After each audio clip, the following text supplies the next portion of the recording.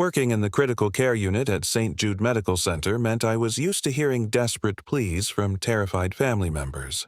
Over 7 years as a charge nurse, I thought I had witnessed every form of heartbreak imaginable. But everything changed on a freezing Tuesday night when a tiny hand pulled at my sleeve outside room 412. A little boy with pale skin and wide, tear-filled eyes looked up at me and begged me to bend down so he could whisper something.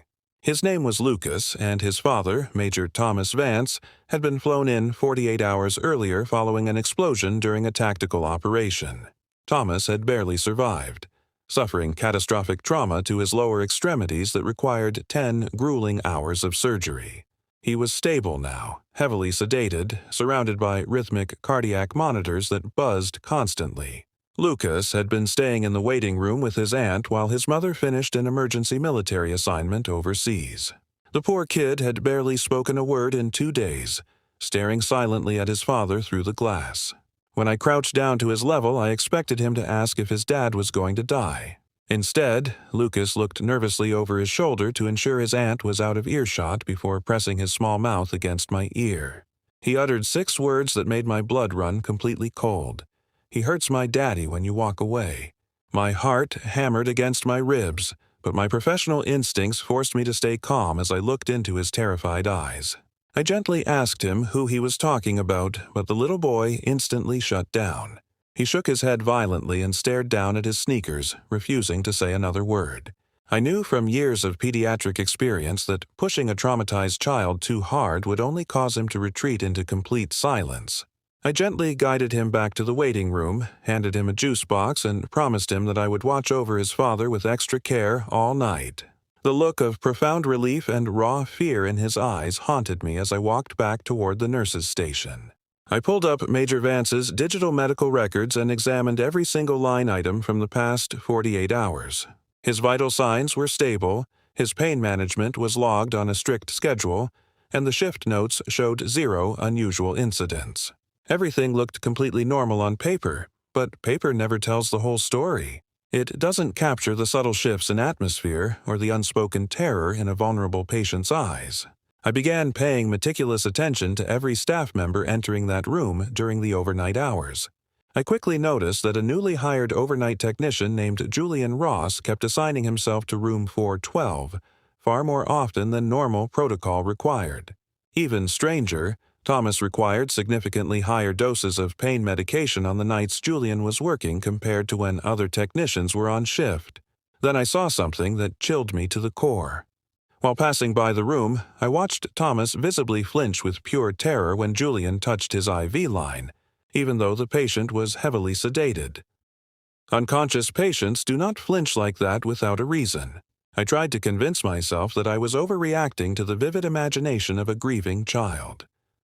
Hospitals are terrifying places for 8-year-olds, and it was entirely possible he had misidentified a painful dressing change or a rough blood draw. Yet those whispered words kept ringing in my ears like an alarm bell. By the time my shift ended the following evening, I knew I could not simply clock out and go home. I informed the floor supervisor that I was staying late to finish administrative patient files, setting myself up inside an observation station right across from room 412. At precisely 10:15, Julian entered the room alone and carefully pulled the privacy curtain almost completely shut. I watched through a narrow crack in the window as he scanned the corridor with a tense, calculating look that immediately tipped me off. He then reached into his jacket pocket and pulled out a small glass vial and a pre-filled syringe, moving toward the defenseless soldier. My heart was pounding so loudly I could barely think, but instincts took over before my mind could even process the full scope of the danger. Instead of calling out over the intercom and risking a scene that might cause him to act recklessly, I pushed open the heavy door and stepped inside. I kept my voice steady, demanding to know what he was doing with that syringe. Julian spun around instantly, his face hardening as he quickly tried to tuck his hand behind his lower back. He claimed he was merely administering a routine sedative adjustment ordered by the night doctor, but his eyes darted toward the exit in pure calculation. Behind him, Thomas was attempting to move, his face contorted in absolute agony and silent panic. I stood my ground directly between Julian and the door, telling him to put the syringe on the tray and step away from the patient immediately. He hesitated for several terrifying seconds, clearly calculating whether he could overpower me or make a run for it.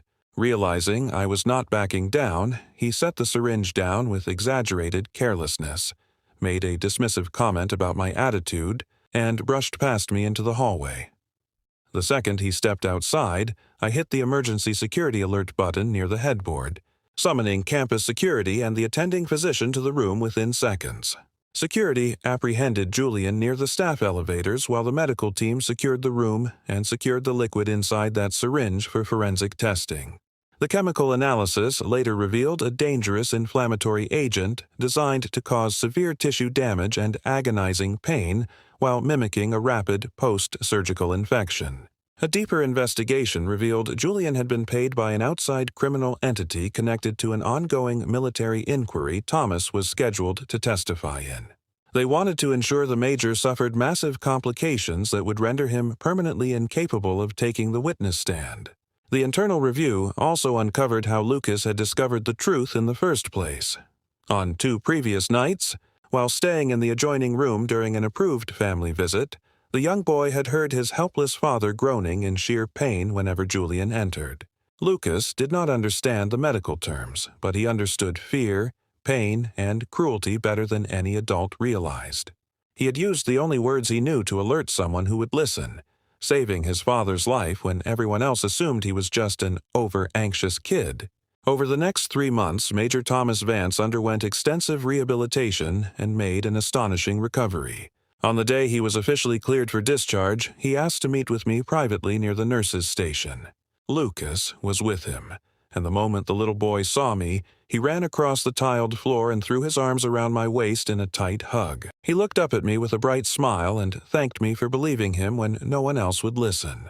Holding back tears, I knelt down and told him that listening to brave kids was the most important part of my job. Thomas, standing tall with the help of a walking cane, shook my hand with a firm, deeply emotional grip. He told me that I had protected his life, but more importantly, I had preserved his young son's faith in humanity. Julian was ultimately convicted on multiple felony charges, and the hospital instituted sweeping security overhauls to prevent such a breach from ever happening again. True courage rarely presents itself with dramatic fanfares or loud declarations.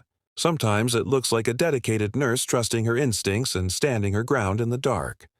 Other times, it looks like an 8-year-old boy finding the strength to whisper a truth he was terrified to speak out loud. When we take the time to really listen to those who feel powerless, we give them the power to change everything.